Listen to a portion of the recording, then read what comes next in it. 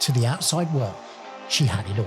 The wealth, the fame, the footballer husband, a starring role on the Real Housewives of Cheshire. But behind the designer smile, something was breaking. No matter how glamorous the life, she felt invisible, unheard, until the question she tried to silence became too loud to ignore. Who the fuck am I really? This week on So What's Your Story, I sit down with Leanne Brown as she reveals the truth behind the glam and the powerful awakening that changed everything. From reality TV to real inner peace, she's rewriting her story and helping others do the same. Leanne Brown, so what's your story? Okay, so here we are in the studio again, and I suspect that most of you may have either heard of or watched The Real Housewives of Cheshire, the reality show phenomenon which started in 2015 and is currently in its 17th season. Well, today I'm joined by one of the show's original stars. She's also known as for her 25-year-long relationship with ex-Man United player Wes Brown, but life is very different now. It's fair to say that for the past 5 years, Leanne has undergone her own significant transformation. She felt for too long, really, that she'd been ignored. She felt that she didn't matter. She felt that she tried to hide these feelings and push them away. Leanne realised that she needed to be seen, heard and cherished. It was on this deep dive that she was taking that I read, Leanne, you said, you looked in the mirror and said, who the fuck am I really? She refers to this transformation sometimes as a midlife awakening. But in today's world, in Leanne's world today, she's very much focused on helping others through her coaching programs, her self-love masterclasses, her retreats, her meditations, her conscious children collection, and much, much more. Let's dive deep into Leanne's fascinating story of self-discovery as she shares with us today her journey, but also some secrets I think she's going to share with us of being yourself and finding self-love. Leanne, welcome to So What's Your Story? In your own words, in your own style, start wherever you want to start and go wherever you want to go. And you can swear if you want to. Oh, right. That's like one of the OGs. Gosh, that was a great intro. There's nothing for me to say now. Let's go where I mentioned there, where you felt, you felt ignored. There was something missing, wasn't there? It was myself, ignoring myself. Was it? Yeah. And when I talk about feeling seen and heard and cherished, I think it was more about like the relationships that I was in, certain relationships, right. But the realization really was that I wasn't seeing myself, and I wasn't cherishing myself and loving myself enough to fill my own cup up, because I didn't know how to do that. And what I've realized on this journey, big long journey of self-discovery and deep diving, like you say, is it all stems from our childhood. It all stems from our past and, what we've been exposed to as children and how our parents or caregivers have took care of us or not been there. And for me personally, it was to do with my father wound. Was it? My dad left. He worked away a lot when I was quite young, and he left when I was 13. Wow. So big impact on you. Well, when looking at my girls now, they are obviously, 22, 18 and 14. So they're very different and all gone through that hormonal stage in a different way. And just reflecting back on myself, and it's such a massive area of your life where you have so much growth in that time period. And to not have a parent present, I was desperate for that protection and that a father provides, and I went off the rails when I was 13. I was a bit of a wild child, and I always, sometimes I'd say to my mum, why did you let me do that? Having girls now, I can't comprehend. She said I couldn't bloody control you.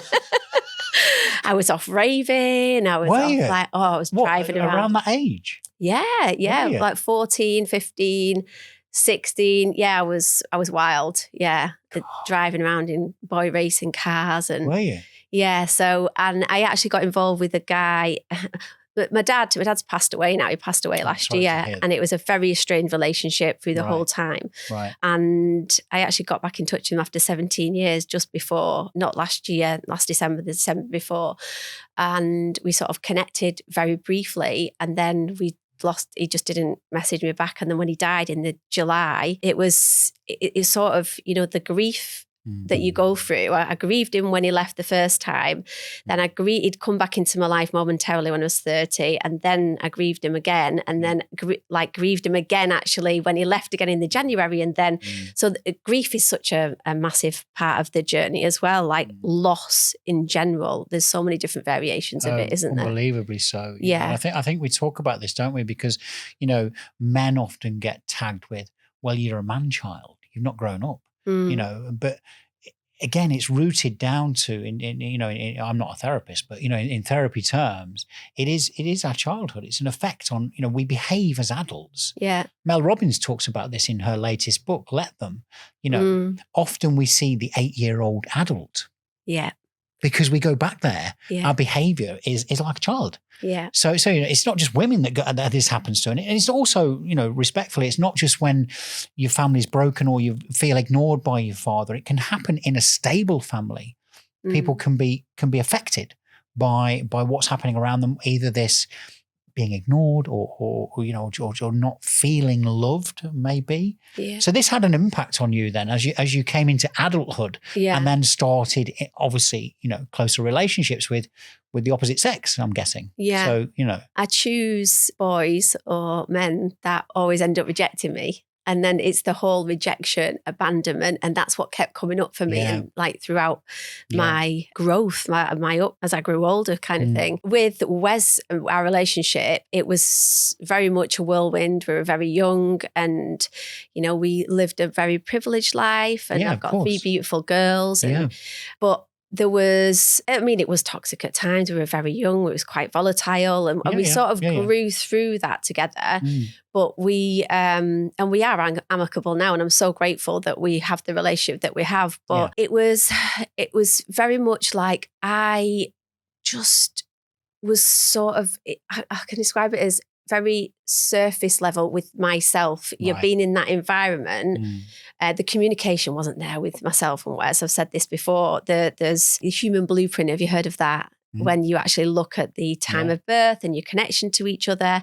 And ironically, we just didn't have communication. Individually, we do, but together we just didn't. And that showed. And when I think how we got through 25 years. And I was going to say, you did all right. You did 25 years together, didn't you? Yeah.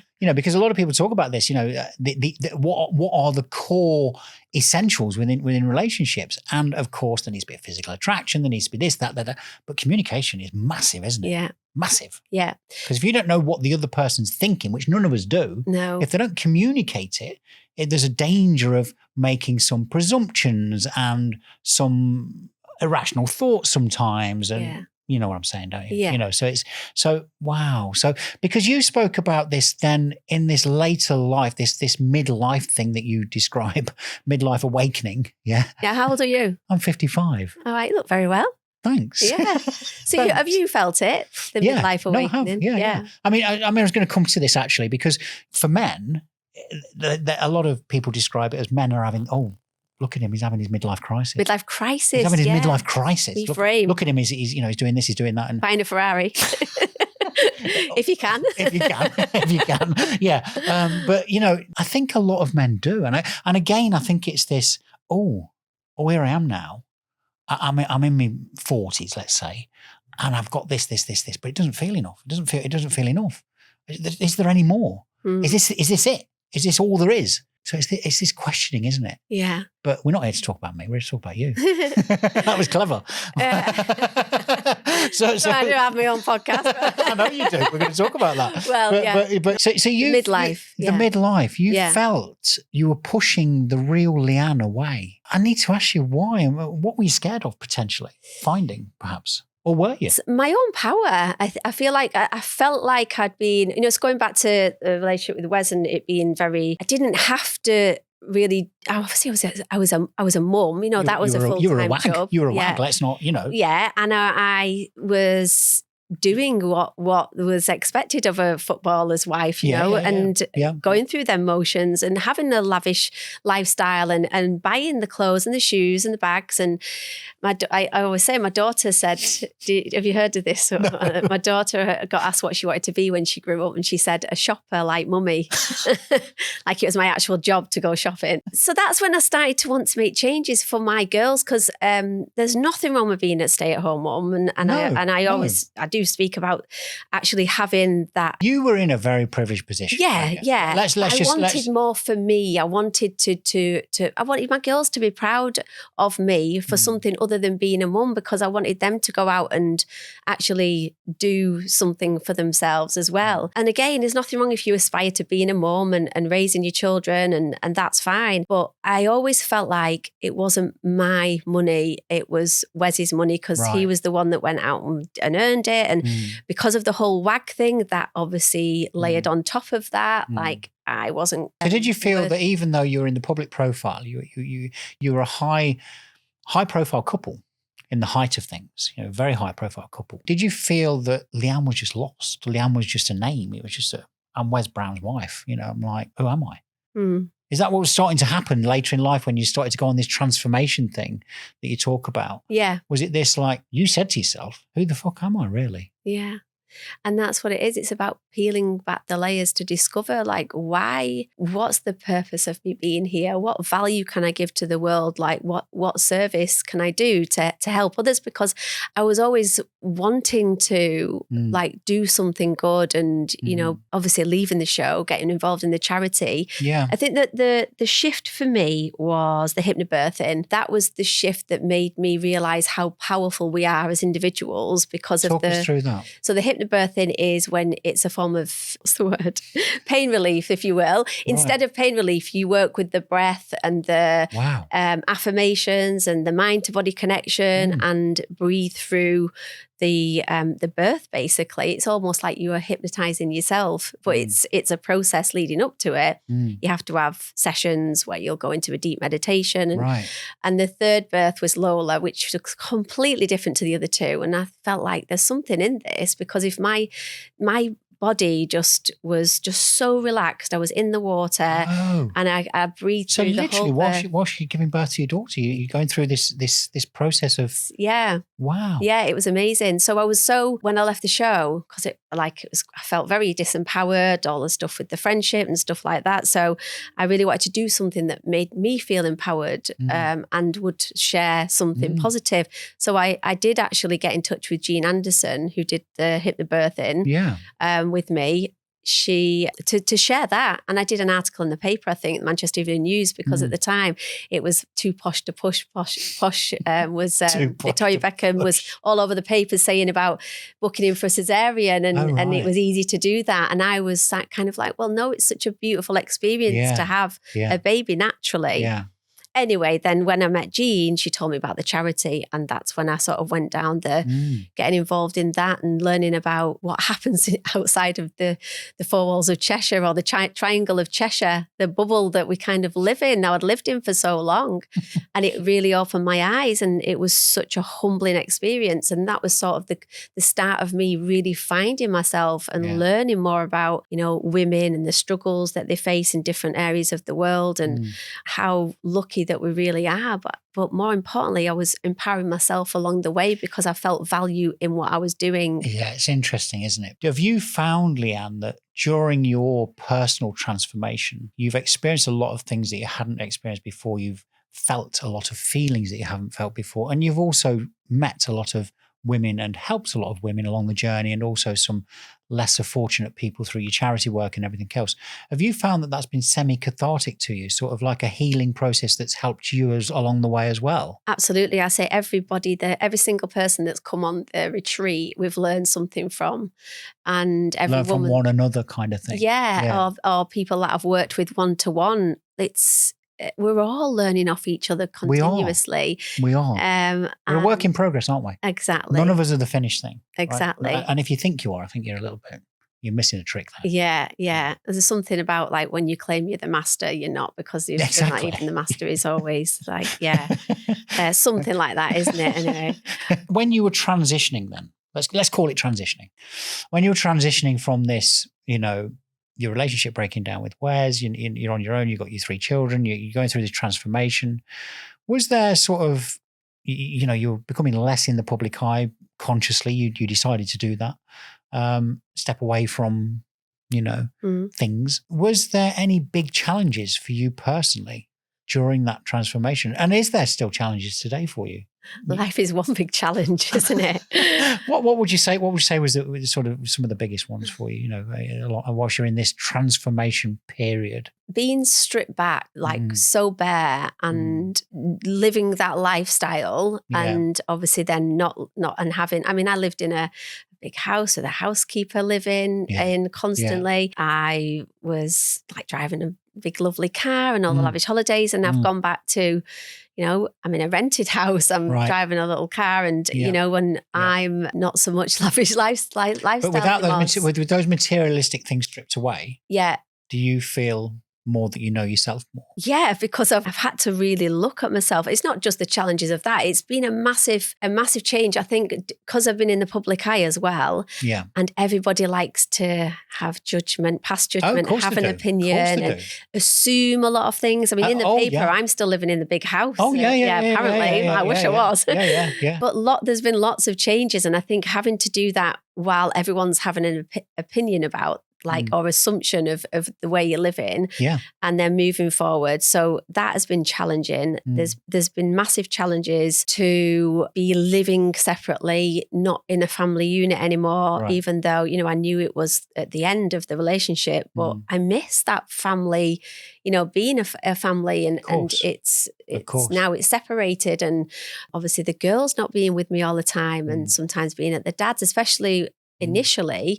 I moved to somewhere which was sort of in the middle of nowhere, and Lola wasn't really near a friend, so they were probably stayed with the dad more than they stayed with me. So that was really tough because they're my little girls, and it's like my heart had been ripped out. And plus, let's remind ourselves, 25 years. Yeah. When you say that, there wasn't, some things were not as good as they could have been, it's still 25 years. Yeah. You're still with, someone you love, you care about, your friend, there's a lot of familiarities. So when you step away from that and then you're, I don't like to use the word isolated, but you're in a different sort of set of responsibilities. Things are different. Yeah. It's a shock to the system, isn't it? Yeah. So but you call this midlife awakening. Yeah. I'm really curious about this because it's like, what is that to you? What is a midlife? And I know we're covering, you're already alluding to a lot of the answers to this, but what do you think is a midlife awakening? What is it to you? So when we get to the midlife, the age of 40, so the average lifespan is 80, isn't it? Yeah. Roughly. Yeah. Hopefully bit longer than that, but let's say 80. So when we reach the age of 40, I think something happens where there's a shift where you just look at your life and think differently. I've got another, let's put it in summers, 40 summers left. Oh yeah. Hey, when you put it like that. Yeah. It makes you think, wow, 40 summers left in my life. How do I want to spend these 40 summers? Why did you pick summers, not Christmases? Because I'm more of a summer girl. I knew you were going to say that.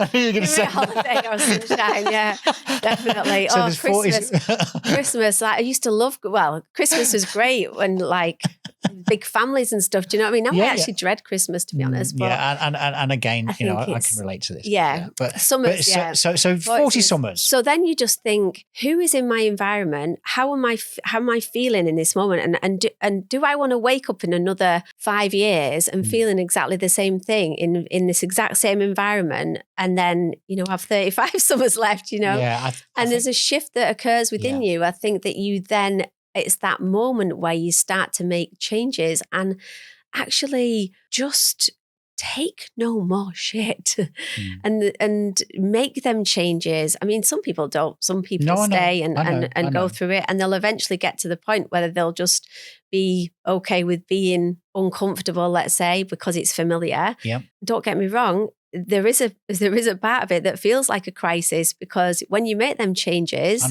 it will throw your life upside down. But I call it collateral beauty. What you're left with, and it's almost like a beautiful destruction that you go through, and you're left with the collateral beauty. I think there's a great term, isn't there, when we talk about this time? Because look, we've all got the same time. Don't matter what you've got in the bank account. Yeah. We've all got so many hours in a month, right? Exactly. And break it down, 24 hours in a day. Yeah. Every single one of us. You can't buy anymore. You can't, it's impossible. So when we talk about this time thing, I think it's really interesting the point you make here, Leanne, because if you're in an unhappy relationship for, let's say, 5 years, and then you think, well, let me just fast forward myself mentally to another 5 years. That's 10 years. I can't get that back. No. My life cannot grab that back. It's gone. So you then sit and you sort of make a conscious decision and say, well, it's been unhappy for 5. Does it then become 6 and 7? Am I just saying the same thing? Or do I make a conscious decision, make a break and start over? And I know it's going to be tough, but in those 5 years, as you found, there can be massive shifts in self-love, in self-discovery, in inner happiness, in inner peace. Yeah. Love is a funny thing, isn't it? It really is a funny thing, but self-love is critical. Yeah, self-love. And that's what a lot of my work is about. It's loving yourself enough to make them changes for yourself. I know. Like nobody takes you aside at school, or there's no education on self-love. No, there isn't. And there's no self-soothing, or there's no, breath work practices when you're a child to regulate your nervous system. All this stuff that should be implemented. I know. Education's so outdated. So it's like it's having to be implemented much later on in life. And I think nowadays there is so much more awareness of self and being able to nurture like yourself, to be able to show yourself the compassion that we all deserve. I agree. And it's sometimes spoken about like a tree or something in nature that leaves drop away. And this is just weaving me into my next question with you. Your life changed. So I know for me, when my life changed dramatically, I had to attract a new tribe. Yeah. Obviously, I've got my core friends who will always be my core friends, and my family and my sons, and the core. I call it my inner circle. Yeah, but my circle started to change consciously because I was changing. So some of those people in my tribe, some of them didn't want to be in my tribe anymore.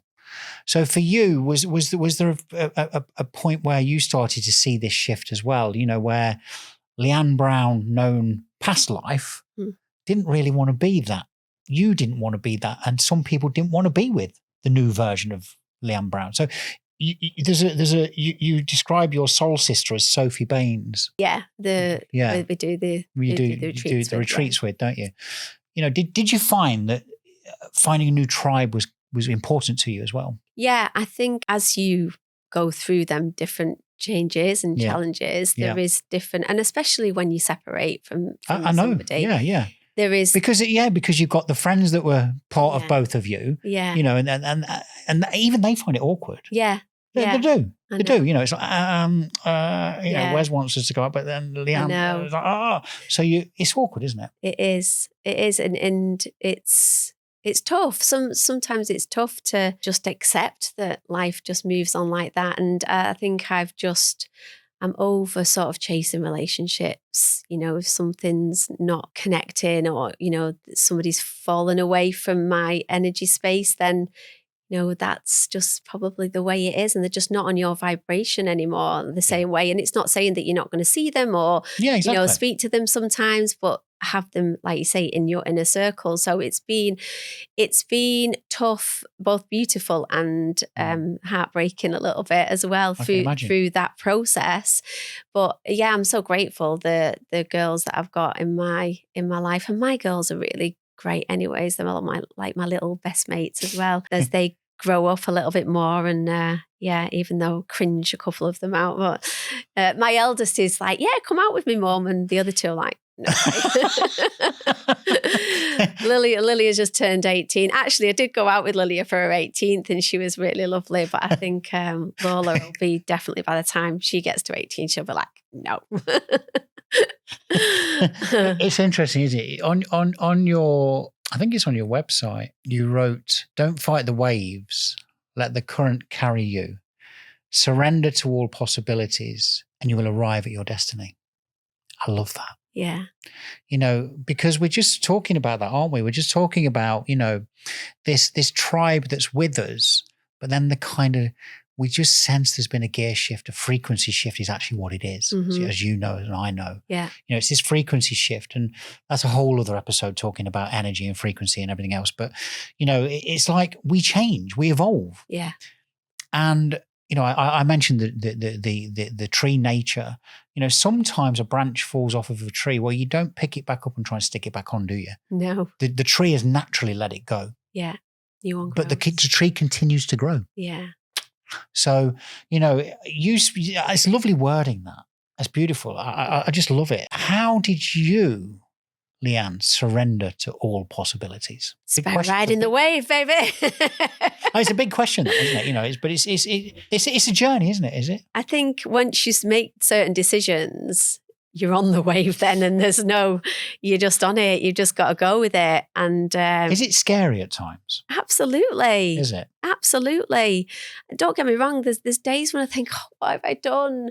And then there's days when I'm like, oh my God, this is the best thing ever. I don't regret any decision I've made. No. From even being on the show, from friendships and my relationship with Wes and everything. Yeah. I'm a great believer in that we've all agreed to be here at this point in time, and we've all agreed certain life lessons, and there is different choices we can make within them lessons that almost allow us to veer off into different timelines. But ultimately, do we arrive at the same destination? But we just have a different experience along the way. Potentially, the people might be different in the end, but it's just about the experience that we have. And I always talk about life being like a game, and it's not about winning the game, it's about learning how to play it to the best of your ability. I've just done a post about reactions and how we send ourselves into a spin because of other people's behavior or words or what they do. And if something comes up in us, if we're completely in our own power and we know who we are, and no matter what anyone does or says, that's about them. It's not about us. Yeah, you're right. So it's about what we allow or what we absorb, will affect us. And it's our choice as to how long we hold on to that. It's so true. And that is the art of playing the game the best to your ability. Yeah, so true. And it's about getting back into alignment with who you truly are, which is, of course, love. We're made with unconditional love. We come out with unconditional love. We're taught to hate. We're taught to, have all these judgments and opinions and fears and, all of the things that happen to us. And it's like an unraveling, isn't it? It's like the subconscious brain stores everything. And it's the biggest thing is awareness. Once you become aware of your emotions and understand, if something's hurting you or triggering you, instead of sitting in it, because you have to sit in it. You have to allow that feeling. We're all human. Yeah. But then it's about asking yourself, like, why is this coming up for me now? Where does it come from? What do I need to work on? Because everything is a reflection. Everything is a reflection within us that's showing us something. And it's not easy. No, it isn't. And I think it's also when people project something onto us, it's not just about us saying, oh, well, you get on with it then. It's how we react, isn't it? It's our reaction to that can then either kill a situation and it doesn't go anywhere, or it can escalate. Yeah. Did you see the clip about the bully? There was I can't remember the guy. He was at a school and he was on stage, and he was pretending to be he said to the girl, "You pretend to be the bully and like call me names, call me." And his reaction was just like, "Okay, I love you. I've got nothing against you. Like I really just basically putting back." No, I know. There's so many disarming things that you can say. Yeah. If someone's coming aggressively at you, for example, you can honestly look at them and just go, "Are you okay?" Yeah, yeah. "I'm worried about you. Are you okay?" Yeah. Because that could wind somebody up as well. It could. It's there's no right and there's no wrongs sometimes, but often people are. Yeah. They're not okay. No. There's something going on that we don't know about. Yeah. So we're just at the brunt of some shit that's going on in their life. Hurt people. I like that. Yeah. Your website is LB with Love. And we spoke about a second ago, love. How important is love then, do you think? In life in general, because we use that word, don't we? Love, and what is it, Leanne? What is it? Because people say to me about my spiritual beliefs, they say, how can you, Ian? Because like no one's ever seen this thing, this person, this God that you believe in. And I counter it generally with, what's love then? Do you love your wife? Yeah. Do you love your children? Yeah. Do you love your mum and your dad? Yeah. Do you love your brother? Yeah. What is it then? Because I've never seen it. No. So it's an interpretation, isn't it? It's a feeling. It's an energy. It's a vibration. It's a frequency, isn't it? And it's a high vibration that we align with. And when we are, that's why I say it's who we truly are, because when we feel our best, when we just feel good, would you describe that as love? Love for yourself, when you're feeling great and you're feeling happy and you're feeling joy. So that must be in alignment with who you are, that higher vibrational state. So it's a feeling, isn't it? Yeah. It's a vibration. And have you heard of David Hawkins, the calibration of the emotion scale of consciousness? And that kind of puts things in perspective, where your vibration, what you're emitting basically is where you'll be on that scale. But the higher up you go, then the better it feels. So surely that must be who you truly are, because like you say, you're not born with anger, hate and frustration and guilt and shame. You're born with love and you love everything and everyone, because you're just absorbing everything, aren't you? Yeah. So that's who you are. And it's just getting back in alignment with that. They say when you love somebody, it's not the fact that it's the person that you love. It's the fact that person's allowing you to see the love within yourself. Wow. Yeah. I did a piece. You can look on my social for this, but it was like two candles, because we emit an energy, a brightness, a light to the world. And I likened it to a candle. And I don't know if you've ever done this, it's good at a little experiment. And watching on the video here, you can get two candles. I haven't got a prop here, but two candles light and the flame will light. It's emitting energy. Yeah. But when you put them together, the flame really goes high. And that's like two people who are at the right frequency. But guess what?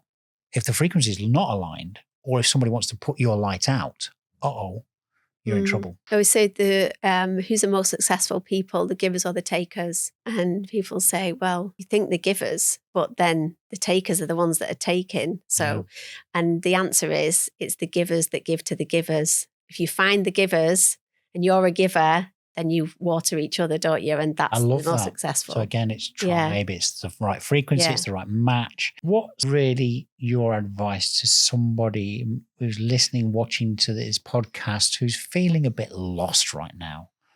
And that can be any type of lost. It can be just because they're not happy in themselves. They may be going through a breakup. Maybe they're on their own and they can't find the right person. It can be a ton of things. Yeah. But is there something that you would share, Leanne, to say, if you're feeling lost, this is a tip from Leanne Brown? Putting small habitual things in place, starting really small and not being hard on yourself, because it's like the mountain, isn't it? You're here at this vibration and you want it to feel at the top of the mountain. And there's so many different stages you need to do to get to the top. But just implementing small things every single day and being consistent with them. I talk about waking up, and before, like, phones are such almost like the plague, aren't they? Of, when you pick it up and you're attached to it, and then the whole day, and you could get on your social media, see one thing, and that will throw you off for the whole day. For the first 30 minutes, don't look at your phone. I was like saying it, I was like, sometimes I do that. But I tend to just wake up, put my hand on my heart, really tune into yourself. And the first thoughts that you have in that day, words are so powerful. Yeah, they are. And the thoughts are so powerful. So first, breathe into your heart space, connect with your body, because thank your body just for waking up that day and actually thanking gratitude. Gratitude is like a seed. You water it, it grows and flourishes, and then you'll continue to find things. And people who say, I've not really got much to be grateful for. You have just that breath in the morning, opening your eyes. Yeah, a lot of people, millions of people can't do that. Yeah. Definitely. That's a gift, isn't it? Absolutely. Yeah. So breathing into that space and just spending like 20 breaths, just saying, thank you, I love you, thank you, I love you. And then really seeing the day that you want to create for yourself and set little tasks, set 3 times. If you're struggling, I honestly can relate to this because menopause has knocked me off my feet, and the motivation, I've really struggled. I've like just started going back to the gym, but the last like 3 months, I was really like a bit of a gym goer, yoga, everything, and I've completely I just didn't have the motivation. Just no drive to. No, so I'll take L-Sera supplement. I've upped my dose on that. I'm taking some other bits and pieces, and that's helped. But ultimately, I've started to really get back to remembering, the things that I know work for me. Back to the basics. Getting out in nature, just set yourself small goals, even if it's just going for a walk, for 30 minutes, or getting out in the garden and taking your shoes and socks off and doing some grounding. But ultimately, it's catching yourself and the thoughts that you're thinking. Be aware, because every single thought counts, and the more you catch yourself self-sabotaging, worrying, then you're in that spiral. Oh, you're so right. And I think the other thing as well, Leanne, is it's personal, isn't it? So because a lot of people fall into the trap of, I've got to do that and that. Oh, it's not working for me. Well, if it's not for you, it's not for you. It's like I'm a morning person. I get up really early, but some people, they don't want to. They're night people. Nothing wrong with that. Yeah. So it's no good me saying, my advice is get up at 5 o'clock and you're going to feel amazing. Yeah. It's like, fuck that. I don't get up till 7, 8 o'clock, But Ian, I'm up till midnight. Well, I'm in bed at 9, 10 latest, So everyone's different. Everyone's different, isn't it? Find your own unique place to go. So, it's the burning question, Leanne. Why do you do now what you do? You've not turned your back on everything else, but you're laser focused now on this journey of the discovery that you've found for helping others. It's going well. You're always looking for new avenues and everything else, which is the entrepreneurial side of you, but why do you why are you focused now on doing what you do? LB with love, as I mentioned in the intro, your meditation work, your retreats, your, all of these things now. Why do you do it? Because I want to help others become aware of themselves and love themselves, teach them to love themselves a little bit more, and spread awareness for like mindfulness and mental health, because I know it works, and it is just wanting to spread a little love in the world. That's exactly why I think just want to help people realize their own power and step more into their most authentic self. And if I can help them do that in any way, then I will do. It's funny, like when the meditations, especially when I first started on Housewives, I hated the sound of my voice. Did you? Yeah. Oh my gosh, it's a shock seeing yourself on screen. It is. Yeah. And when you hear your voice back as well, it's like, is that me? Yeah. Now it's like my superpower, because everyone says that my voice is really calming, and so isn't it funny? The thing that you probably dread the most in the beginning ends up being something that you value. My belly's rumbling. Is it? Yeah. He agrees.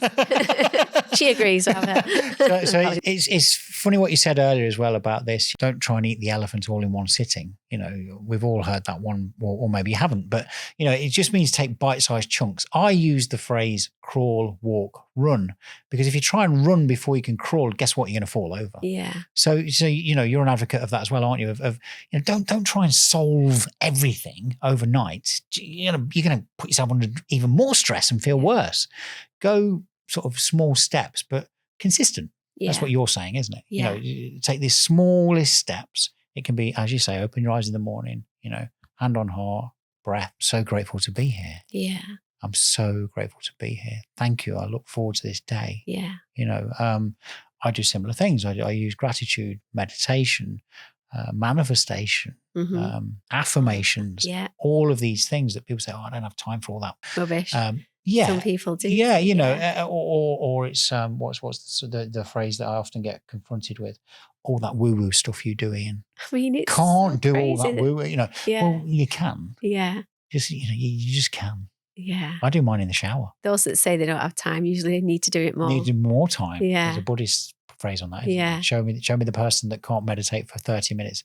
I advise them to meditate for 3 hours. Yeah. Have you read Atomic Habits? Yes, I have. Yeah. I have. So again, it's small steps, but you're going to get there with the small steps consistently. It's a big improvement. It's a big change. So what's your hope your aspirations, desires for the future? So I want to continue to shed light and love around the world, a little sprinkle. I want to continue with the coaching, and I've got some other bits and pieces that I've kind of started and not finished off. I talked about my children's books over the time, and they've sort of been sitting there like, why is it not the right time for me to get these out yet? But I feel like they're coming soon. Right. And then I've got a journal that I've literally almost finished, because I've already done a journal that I've Grace, Gratitude, Grit. So I've got that in the pipeline. I'm writing a book as well of my own journey. So that's something that's coming as well. So I've got lots of little things, but ultimately I want to continue helping people, growing the coaching. I've got some other little opportunities coming as well. I've got lots of things in the pipeline. So just continue doing what I'm doing and continue growing the business and potentially, just taking it bigger and better and go on. Okay, my beach house. I've got on my vision board, meeting the man of my dreams, obviously. And then my beach house I've got on my vision board. I don't want to live in this country full time. I've got this beautiful beach house. I'm not sure where it is. It's Europe, somewhere, Spain, but it's really nice. Is it? Yeah. That's on your vision board, is it? Yeah, in my head, in the future, on the vision board. It's just there. Well, we all know how powerful these things can be, right? Yeah. So how can people find you, work with you, communicate with you? I mean, obviously you're on social, you've got a website. On the footnotes of this episode, I will put all links to you. But is it the website? Is it your socials? Is it? Yeah, usually I'm starting on LinkedIn. I've not been very good, but I am going to start posting regular, and I should have really.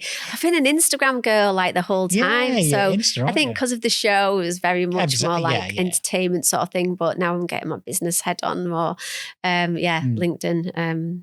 So Instagram, really. Obviously, the website. We've got a retreat in June. You have in France. Give that a little plug. Yeah. So it's in the beautiful flying to Bergerac. So it's right on the River Lot. It's Villeneuve de Lot or something like that. I can't speak French. And so, it's a beautiful chateau, French chateau. It's the first time we've done it here, but we're really excited about it. And it's going to be gorgeous. We've got like sound healing, the breath work facility we take with us. Is it all genders or is it? Well, yes, we've got one guy on so far.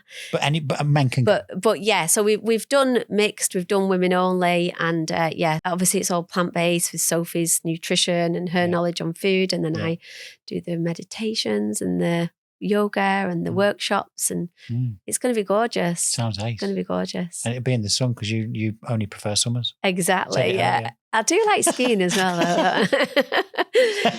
But the 15th to the 20th of June. We do have a few spaces left on it still. So crack on to Leanne's website or wherever else you find her. Yeah. Check her social out as well, because Leanne posts some really, really, I'm going to say very raw stuff at times. When we spoke about this, you sort of stripping yourself right back. There isn't a naked photo of Leanne, so don't get too excited, right? But there's sort of from just that one. Where you just exposed, aren't you? You do a nice piece around that. And anyway, look, that's one post, but Leanne's Insta, check her out because she's interesting. You can learn a lot. I've read quite a few pieces before I came to the studio today. It's been amazing to meet you and just share this time with you. I feel like we could have gone for much longer, but we've condensed it down. Yeah, perhaps you come back. Love to. Yeah, come back in and give us, Talk about the juicy stuff, the vibration and the energy. And we could go on a deep dive on that, can't we? Because we haven't today, but afterlife. I mean, I'm into all of this. So, I could be doing a podcast and just having a chat as well. And that's what I try and do in the studio here. Hope you've enjoyed it, Leanne. I hope you've enjoyed today. And thank you. It's been a real pleasure meeting you and hearing and just, taking a deeper dive, I think, to anybody listening to this that's a bit stuck. Leanne is your inspiration to say, well, you might be, but look, you don't have to be. Yeah. Give me a call. I'll do some coaching for you. There you go. You heard it here. Yeah. Thank you. Thank you so much, Ian. It's been a pleasure.